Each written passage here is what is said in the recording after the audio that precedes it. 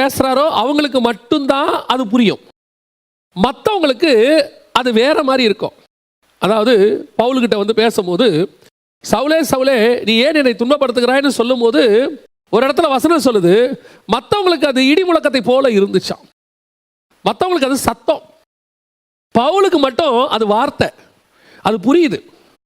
அதுதான் நான் உங்களுக்கு சொல்ல வரேன். இப்போ கர்த்தர், இப்போ நீங்கள் பார்த்தீங்கன்னு சொன்னால் ஒரு இடத்துல வெளிப்படுத்துகிற விசேஷம் சொல்லும்போது கர்த்தர் பேசுகிறாரு, பெருவெள்ளத்து இரைச்சலை போல ஒரு சத்தம் இருந்தது அப்படின்னு இருக்கு. இன்னொரு இடத்துல சொல்லும் போது இடி முழக்கத்தை போல இருந்தது. ஒரு இடத்துல சொல்லும் போது எக்கால சத்தத்தை போல இருந்தது அப்படின்னு வெளிப்படுத்துகிற விசேஷத்திலே வரும். அப்போ கர்த்தருடைய சத்தம் ஒரு பக்கம் கேட்கறதுக்கு எக்கால சத்தம் மாதிரி இருக்கும், ஆனால் மற்றவங்களுக்கு அது யாருக்கு பேசுகிறாரோ அவங்களுக்கு மட்டும் புரியும். இப்போ ஜனங்க பார்க்குறாங்க, மலையில் தேவன் வந்து பேசுகிறாரு, பேசும்போது ஒருத்தருக்கு எக்கால சத்தம் மாதிரி இருக்கு, மின்னலை போல இருக்கு. இன்னொரு வார்த்தை சொல்லுது, இடி முழக்கங்களை எல்லாம் கேட்குறாங்க.